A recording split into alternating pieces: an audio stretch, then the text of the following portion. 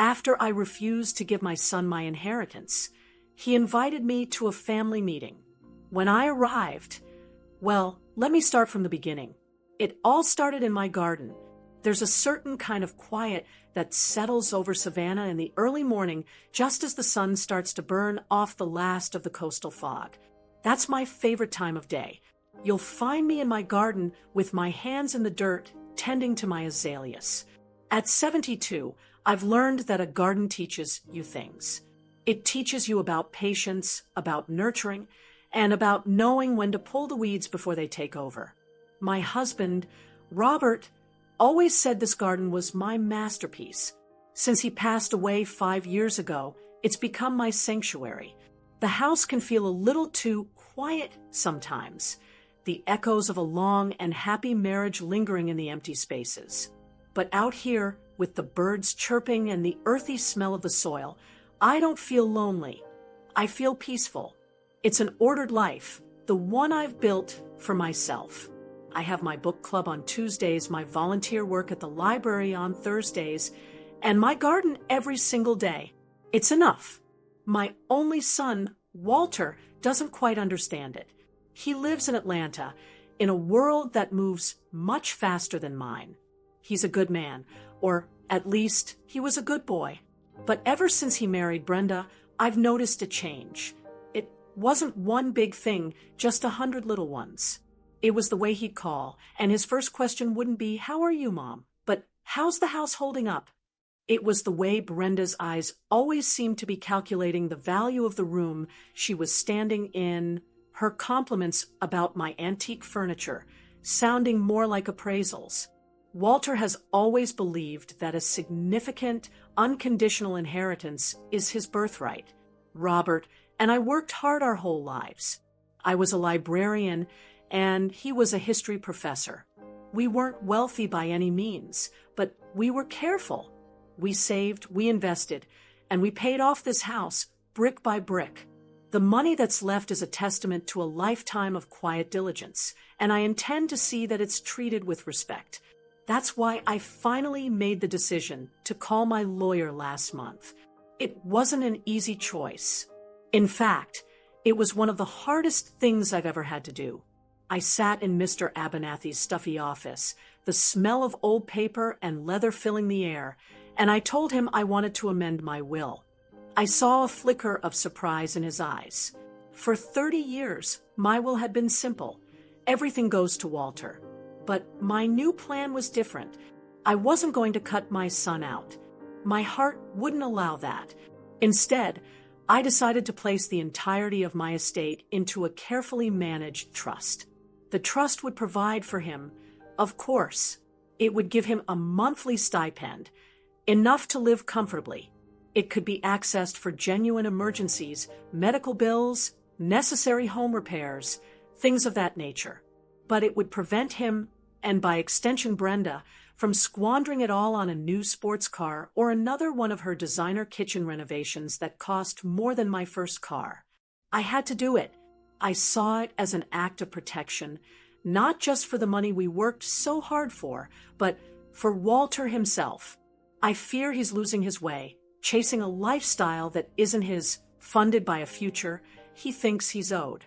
He sees my savings as a finish line, a prize to be won. But I see it as a safety net, one I carefully wove over 50 years. This decision wasn't born of malice or anger or spite. It was born of love, the tough, painful love of a mother who has to protect her child, even from himself. I just hoped he would one day understand that. I signed the papers, and when I walked out of that office and back into the Savannah sunshine, I felt a sense of relief, but also a deep, unsettling feeling. I knew, with a certainty that chilled me to the bone, that the quiet in my life was about to come to an end. I had managed to put the lawyer's visit to the back of my mind for a few days. The azaleas needed tending, and the library was starting a new children's reading program. Life went on. Then, on a quiet Wednesday afternoon, the phone rang. The screen showed Walter's name, and my stomach tightened into a small, hard knot. I took a breath and answered with a cheerfulness I didn't feel. "Walter, honey, how are you?" "I'm good, Mom. I'm good. But the real question is, how are you?" His voice was smooth, a little too smooth, like freshly polished silver. It was the voice he used when he wanted something. "I'm just fine, dear." I was about to make some iced tea and sit on the porch. "That's good. That's really good to hear," he said. There was a pause. I knew he wasn't calling to talk about the weather. "Listen, I ran into Beth, and from next door to you. Her son plays on the same little league team as my colleague's boy. Small world." I knew Beth and was a terrible gossip. My heart sank. "Oh, is that so?" "Yeah. She mentioned she saw you coming out of Mr. Abernathy's office the other day. Said you looked serious. Everything okay, Mom? Your health is all right, isn't it?" The concern in his voice was a thin veneer over a solid core of something else. It was curiosity, sharp and pointed. I decided to be direct. There was no point in pretending. "My health is perfect. Walter." I was just updating some paperwork. It's something everyone our age should do. He laughed, a short, clipped sound that held no humor. "Paperwork. Right. Well, Brenda and I were talking, and we think it's been too long since we've all seen each other. Why don't you drive up to Atlanta this weekend? We'll have a nice family get-together." The invitation was not a casual one. It was a summons. "Oh, Walter, that's a long drive for an old lady. And I have my volunteer day at the library this Saturday." I tried to sound light, hoping he'd let it go. "Don't be silly, Mom. You're not old. You can miss one Saturday at the library. This is important." His voice lost some of its smoothness, replaced by a firm, insistent edge. "We just need to make sure everything's in order for you, Mom." There it was, that phrase. In order. It wasn't about my well-being. It was about his. It was about the will. The words hung in the air between us, feeling less like a comfort and more like a threat. My silence must have been too long because he pushed again. "Saturday, around noon. We'll be waiting for you." He didn't ask again. He told me. We said our goodbyes, and I placed the receiver back in its cradle with a hand that was trembling slightly. The warmth of the afternoon sun, streaming through my kitchen window, suddenly felt cold.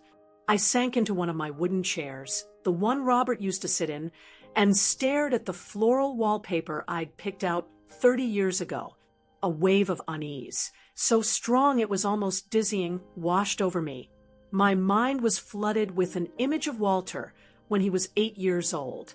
He had a gap-toothed grin and perpetually scraped knees. One afternoon, he came running in from the yard, his face beaming with pride, and presented me with a fistful of droopy dandelions he'd picked from the lawn. He called them sunshine flowers. He was a kind, sensitive boy who cried when he accidentally stepped on a snail. Where did that boy go? When did his sunshine flower kindness curdle into this cold, grasping ambition? I tried to pinpoint the moment, the exact instant the shift happened. Was it when he got that big promotion at his firm? Or was it when Brenda came into the picture with her talk of assets and portfolios and summer homes? Maybe it wasn't one moment. Maybe it was a slow erosion, like a riverbank crumbling away particle by particle, so slowly you don't even notice until half the land is gone. I sat there for a long time, grappling with the two Walters who lived in my head. There was the gap-toothed boy I loved with every fiber of my being. And then there was the man on the phone, the stranger who saw me not as his mother, but as an obstacle standing between him and his future. This was the messy part of love, the part no one prepares you for. It was the heartbreaking duty of loving the person they were while standing firm against the person they had become. I knew I had to go to Atlanta. I couldn't run from this. I had to face the man who had my son's voice and my son's face, and I had to be strong enough for both of us. I spent the rest of that day in a fog of anxiety. I tried to read, but the words on the page wouldn't stick. I tried to work in the garden, but I pulled up a patch of new seedlings, mistaking them for weeds. The unease from Walter's call had settled deep in my bones, a cold, persistent ache. I needed an anchor, a voice of reason in the storm that was brewing in my mind. So I picked up the phone and called my granddaughter, Clara. Clara is a breath of fresh air in our family. She's in her second year of college, studying to be a teacher. Unlike her parents, who seem to view the world as a ladder to be climbed, Clara sees it as a place to be understood. She has a gentle soul and a clear way of looking at things that reminds me so much of Robert. She was the one person I knew would listen without an agenda. "Grandma, is everything okay?" she answered, her voice warm and full of genuine concern. She could always tell when something was wrong. "Oh, I'm fine, sweetheart. Just an old woman being silly." I started trying to sound casual. "Your father called. He's invited me up to Atlanta for a little get-together this weekend." I heard a hesitation on the other end of the line. "A get-together? Just like that?" "Yes. He said he was worried about me, said we needed to make sure everything was in order." I let the words hang there, and I knew she'd understand the weight of them. Clara was quiet for a long moment. I could picture her on the other end, probably chewing on her lower lip the way she does when she's thinking hard. "Grandma," she said finally, her voice soft and careful. "I don't want to worry you, but I think you should be careful." "Careful? What do you mean, dear?" She sighed, a sound heavy with a burden no 20-year-old should have to carry. I've heard Mom and Dad talking. When they think I'm not listening." She paused again, and I could tell she was wrestling with what to say next. "Mom has been saying things to Dad about you." A cold dread crept up my spine. "What kind of things?" "She keeps talking about your memory. She says you're having little lapses, that you're getting more and more forgetful." I gripped the phone tighter, my knuckles turning white. I'm a 72-year-old woman. Of course, I forget things sometimes. I walk into a room and can't remember why I'm there. I misplace my reading glasses at least twice a day. It's a normal part of getting older, not a sign of incompetence. "She's twisting things, Grandma," Clara continued, her voice gaining a protective fire. "Remember last month when you were telling that story about your trip to the Grand Canyon with Grandpa? You said you saw the sunset from Mather Point, but Mom corrected you and said it was actually Hopi Point. You just laughed and said, 'Oh, you're right. All those scenic overlooks start to blend together after a while.' I remembered it perfectly. It was a tiny, insignificant detail in a long and happy story. Well, Clara said, her voice dropping to almost a whisper, I heard her telling Dad about it a few days ago. But she told it differently. She said you got completely confused and insisted you were at the wrong place and got agitated when she corrected you. She said it was another sign that your mind isn't as sharp as it used to be. The cruelty of it stole my breath. It was a poison delivered with a smile. They weren't just after my money. They were building a case against me. They were creating a story, a narrative of a confused, elderly woman who couldn't be trusted to manage her own affairs.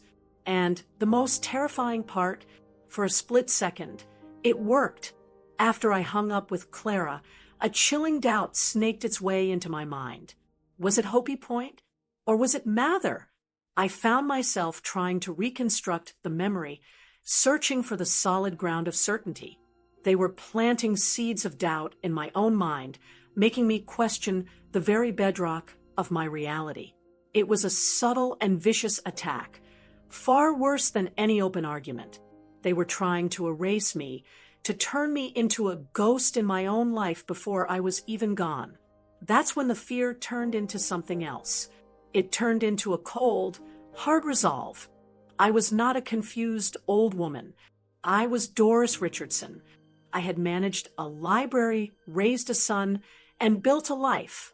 I was not going to let them dismantle my mind, piece by piece, for their own financial gain. I would go to Atlanta. I would walk into that meeting, and I would be ready. The conversation with Clara was a warning, but it was also a gift. They had shown me their strategy, and now I could prepare for the battle. And as I sat there, the phone silent in my lap, I knew this was more than an argument over money. This was a battle for my own mind, for my own story. The fear was real, but so was the spark of a fight I thought I'd long since lost. If you believe that a woman's wisdom is her greatest strength, and you want to see exactly how this old librarian prepared for battle, please take a moment to subscribe to the channel. I promise you won't want to miss what happened when I arrived in Atlanta. Now, let me tell you about that drive. The drive to Atlanta is about 4 hours. 4 hours of interstate truck stops and a landscape that slowly transforms from familiar to foreign. On Saturday morning, I packed a small overnight bag, though I had no intention of staying the night. I watered my azaleas, locked the back door, and got into my trusty Buick as I pulled out of my driveway and left the quiet tree-lined streets of my neighborhood. I felt a profound sense of leaving my own territory and heading into someone else's. For the first hour, the scenery was all serene coastal plains. Spanish moss hung from the old oak trees like gentle graybeards, and the air still had a hint of salt from the ocean. This was my world, a place of slow tides and deep roots. It was a place where things made sense. But as I merged onto I-16 and pushed west, the landscape began to change. The gentle curves of the road straightened into a long, concrete ribbon. The oaks gave way to tall, uniform pine trees. Everything got faster, louder, and sharper. With every mile that passed, I felt my own internal landscape shifting. Too, the anxious flutter in my chest had been replaced by a cold, hard resolve.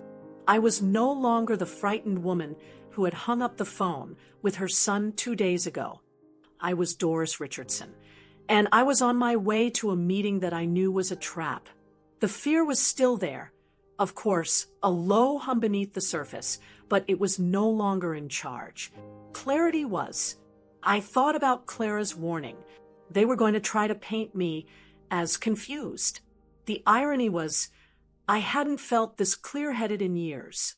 I went over the facts in my mind as if I were preparing for a library board meeting. Fact 1, I managed my own finances perfectly well. My bills were always paid on time. Fact 2, I lived independently and took care of my own house and garden. Fact 3, I had a rich social life and volunteered in my community. These were not the actions of an incompetent person. These were the actions of a capable, functioning adult. I repeated these truths to myself like a mantra, a shield against the words I knew they would try to use against me. By the time I hit the outskirts of Atlanta, the 6 lanes of traffic were a roaring river of steel and glass. Towering skyscrapers pierced the sky, reflecting the harsh midday sun. It was a world of sharp angles and hard surfaces, so different from the gentle curves of my Savannah home. It felt like I had arrived in another country. I followed the directions on my phone until I reached their neighborhood. The houses were enormous, modern structures packed tightly together on lots with barely any yard to speak of. They were more like monuments to wealth than actual homes. I pulled into their driveway, right behind Brenda's gleaming white SUV. The house was all gray stone, dark wood, and giant panes of glass. There wasn't a single flower pot or rocking chair to soften its severe lines. It had always felt cold and impersonal to me, a place where people lived but didn't seem to leave a mark. I turned off the engine and sat for a moment in the silence of my car. I took a deep breath, the kind you take before you dive into cold water. I looked at my reflection in the rearview mirror. My hair was neat, my lipstick was on, and my eyes were clear. I was ready.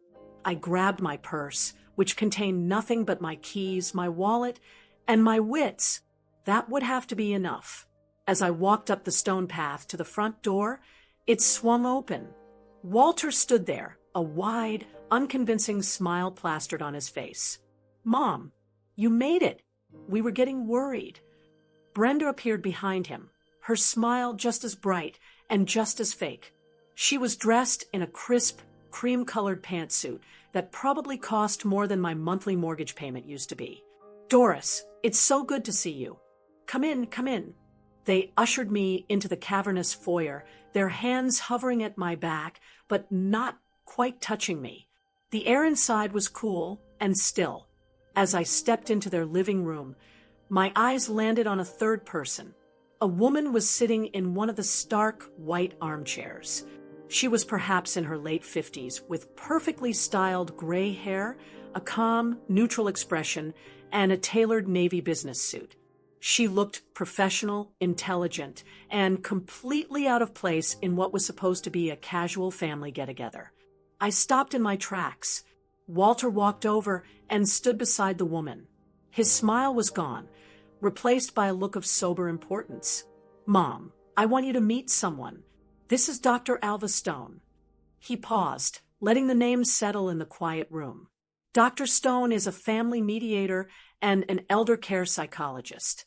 Brenda and I invited her today to help us communicate better, to make sure we're all on the same page about your care. The trap was sprung, and I had just walked right into the middle of it. For a moment, nobody spoke. The three of them looked at me, their faces a carefully composed mixture of concern and expectation. An elder care psychologist. The phrase echoed in the silent, air-conditioned room. This wasn't a family meeting. It was an ambush disguised as an intervention. A cold, quiet fury began to smolder inside me, but I knew I couldn't let it show. Not yet. I had to see this through to the end. I gave a small, polite nod. "A pleasure to meet you, doctor." I took a seat on the white sofa opposite her, placing my purse neatly beside me. I felt like an insect being placed under a microscope. Dr. Stone gave me a small, professional smile. Her voice was calm and gentle, like a radio host in the middle of the night. "Doris, thank you for coming today. Walter and Brenda have expressed some concerns, and my role here is simply to listen, to help facilitate a conversation, so that everyone feels heard and supported. Can we start with something simple? How have you been feeling lately?" "I've been feeling perfectly fine. Thank you," I said, my voice even. "That's wonderful," she replied, making a small note on a pad in her lap. "Walter tells me you sometimes get confused about dates. It's very common. Can you tell me today's date?" I looked her straight in the eye. "It's Saturday, October 23rd, 2024. "Very good," she said, her smile never wavering. It was a test, and I knew I had passed. But this was just the beginning. "Brenda mentioned that you misplaced your keys last week and became very agitated," Dr. Stone continued, her tone still soft and soothing. Before I could answer, Brenda leaned forward, her face a mask of sympathy. "Oh, Mom, you were so upset. You were turning the whole house upside down, insisting someone had moved them. We found them right there in the lock on the back door. You'd forgotten you'd even put them there." She told the story with such conviction, but she left out the crucial part. The reason I was agitated was because Walter had called just minutes before, telling me he was sending a plumber over in 10 minutes for a supposed leak under my sink I knew nothing about, which sent me into a flurry. The keys were the last straw in a moment of manufactured chaos. But I stayed silent, watching them weave their tapestry of lies. Walter chimed in, his voice laced with feigned reluctance. "And there was that dentist appointment last month, Mom. Remember? You missed it completely. The office called me looking for you. I had to apologize for the missed appointment fee." He conveniently forgot that he was the one who had written the appointment down for me on my calendar, and he'd put it on the wrong Tuesday. I remembered circling it myself after he left, thinking it was odd the dentist would be open so late. They were taking my life, my memories, and twisting them into weapons to use against me. They spoke about me as if I weren't even in the room, two concerned children discussing their failing mother with a professional. Dr. Stone nodded, absorbing their stories. Doris, do you often find yourself forgetting appointments or misplacing things? No more than anyone else, I said calmly. I am 72, doctor, not senile. There's a difference. The performance continued for what felt like an eternity.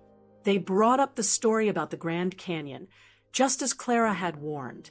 Brenda told it with a sad shake of her head, explaining how I'd gotten so mixed up and insistent. They painted a portrait of a woman who was unraveling, a woman who was becoming a danger to herself, a woman who desperately needed her loving son to step in and take control. Through it all, I remained quiet and composed on the outside. But on the inside, the cold fury was hardening into something else, a diamond-hard resolve. I watched them, studied them. I saw the way Brenda would glance at Walter for confirmation after telling a particularly exaggerated story. I saw the way Walter couldn't quite meet my eyes. He was a weak man, I realized, led by his wife's ambition. That was almost more heartbreaking than if he had been purely evil. Finally, after nearly an hour of this subtle, coordinated attack, Brenda decided it was time for the final act. She reached beside her chair and picked up a thick, blue folder. She slid it across the glass coffee table toward me. Her voice was soft, condescending, the kind one might use on a frightened child. "Mom, we know this is a lot to take in," she said. "We don't want to upset you.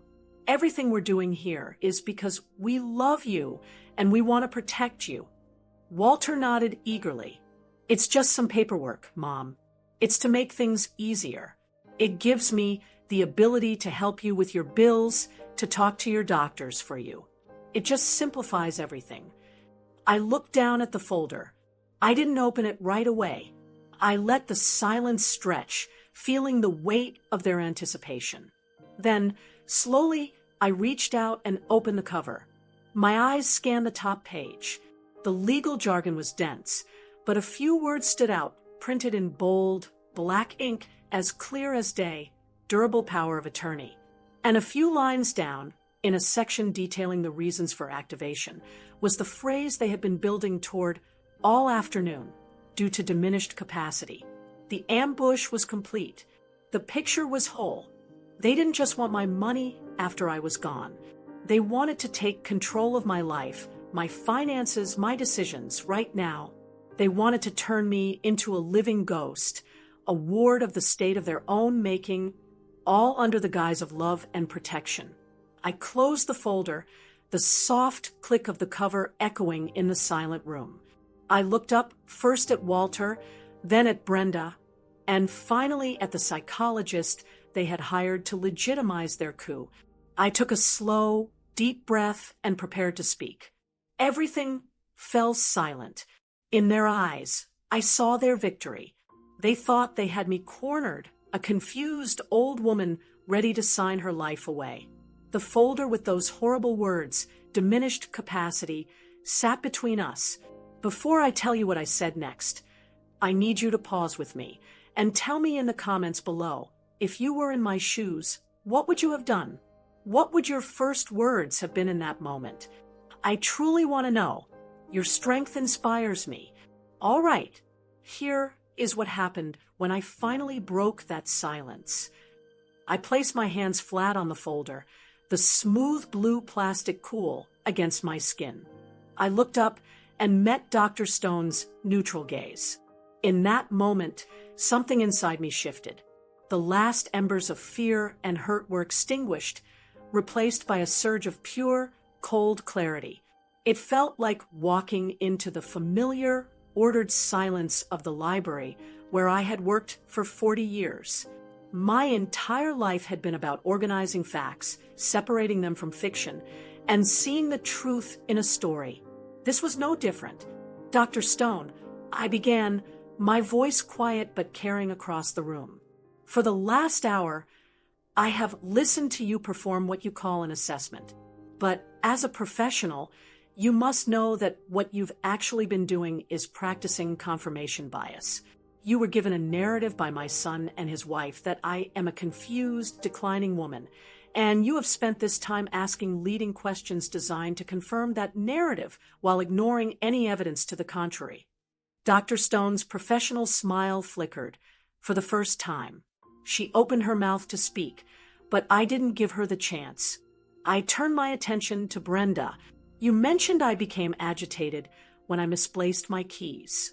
You failed to mention that just moments before, Walter had called in a panic, telling me a plumber was on his way to fix a major leak I knew nothing about.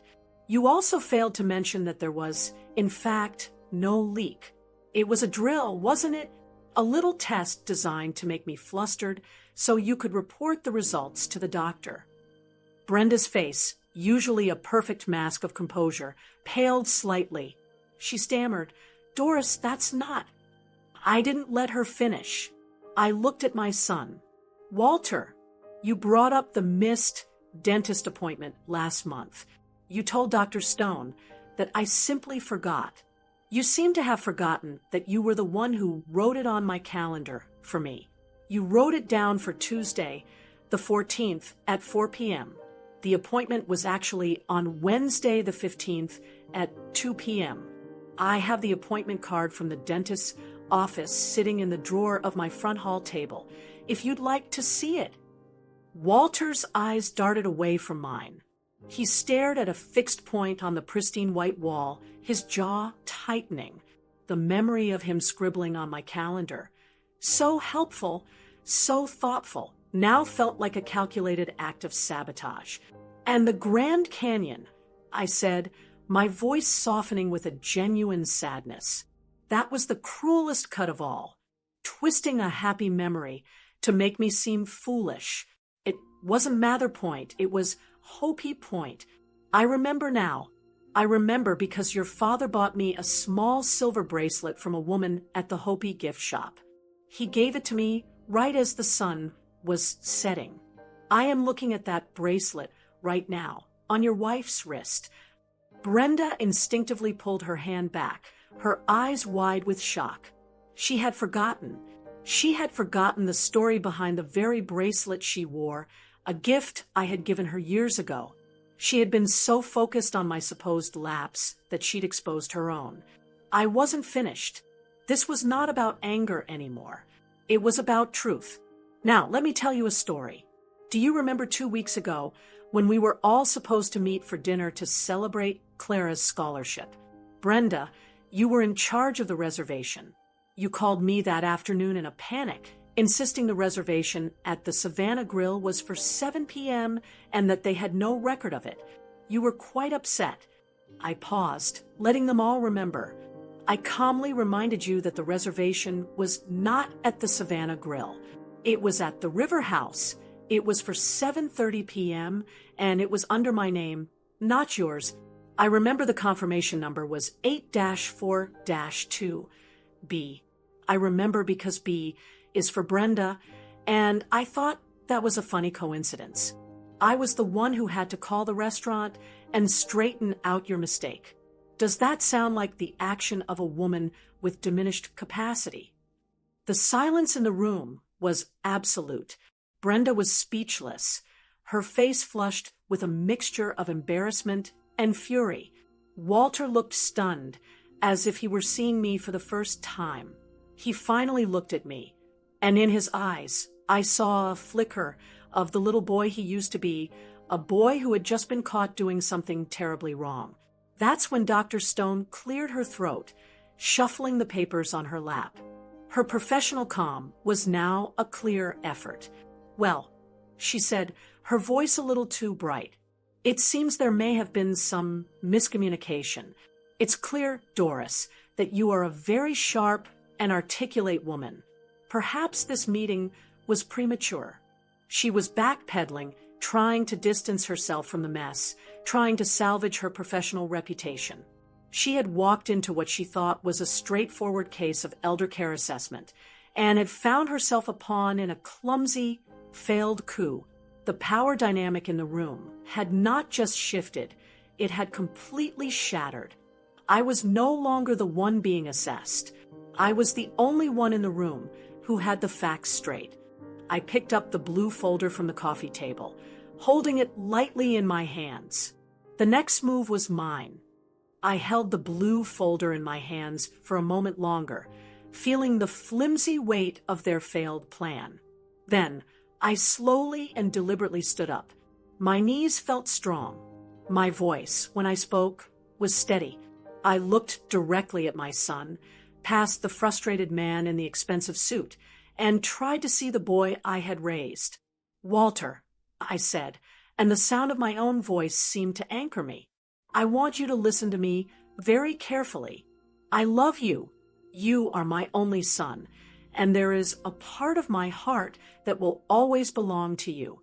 But I have come to realize that I love myself, too. I love my peace. I love my home, and I love the dignity that I have earned over 72 years.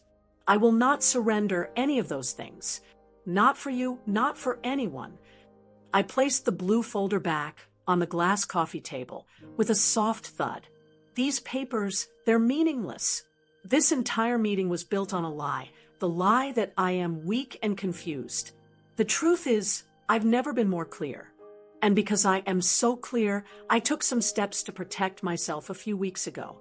Brenda shot a panicked look at Walter. Dr. Stone sat perfectly still, now merely an observer. I went to my lawyer. I continued, my gaze fixed on Walter. And I changed my will. The unconditional inheritance you have been expecting, the one you have been planning your life around, no longer exists. It's gone. Walter's face went slack with shock. "Mom, you can't. What have you done?" "I have done what any loving parent would do," I answered, my voice softening slightly. "I have protected you from your own worst impulses. Everything, the house, the savings, the investments, has been placed into a secure, irrevocable trust. A third party, a bank, will manage it. You will not be able to touch the principal." I let that sink in. The room was so quiet I could hear the faint hum of the air conditioning. This was the moment I had to build a bridge, not just burn it. This was my chance to offer a path back, but on my terms. This was about forgiveness, but forgiveness with boundaries. The inheritance you feel you are entitled to, Walter, is not just about money. It is tied to my trust and my respect. And you have broken both. Badly. The money will remain in the trust. You can appeal to the trustee for funds for genuine needs, a medical emergency, a serious repair, something essential. But your days of using my life savings as your personal expense account are over. I took a breath, preparing for the most important part. Full access to that trust will only be considered under one condition: that you and Brenda attend family counseling, not with a therapist you've hired to validate your agenda, but with a licensed family therapist from a list that I will provide. I want you to understand the gravity of what you have done here today. I want you to understand the emotional damage you have tried to inflict on your own mother. I want you to look at your behavior and the motivations behind it. I looked from Walter's stunned face to Brenda's furious one. This isn't a punishment. This is the only path back to a real relationship with me. It's the only way to rebuild the trust you have shattered. I picked up my purse from the sofa. My hands were perfectly steady. I had said everything that needed to be said. There was no room for negotiation. This was not a debate. "I am going home now," I said to the room at large. I looked one last time at my son. The path to reconciliation is there, Walter. It is clearly marked, but you must be the one to decide if you want to walk it. I hope you do. I did not wait for a response. I did not look back to see their faces. I turned and walked out of their cold, sterile living room, through the cavernous foyer, and out the front door into the bright, warm afternoon sun. I didn't rush. I walked with the calm, steady pace of a woman who had faced down her own dragons and won. As I closed my car door, I felt a profound sense of release. The battle was over. The rest was up to him. Driving away from that cold, gray house, I didn't feel anger anymore. I felt a sense of peace that was stronger than any legal document. It was the peace that comes from choosing your own dignity. This feeling, the quiet strength that comes from drawing a necessary line in the sand, is something I wish for every single person who has ever felt small or dismissed. If this story and this feeling resonated with you, please do me a personal favor and share it with one other person in your life who might need this reminder of their own power.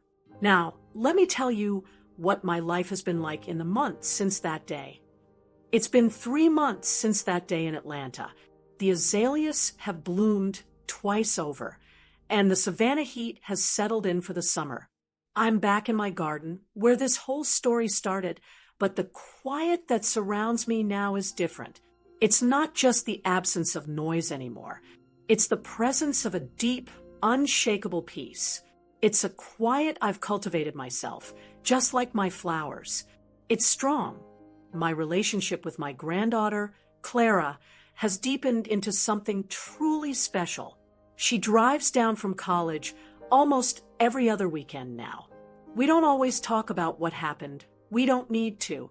We just sit on the porch with glasses of iced tea, or we work side by side in the garden.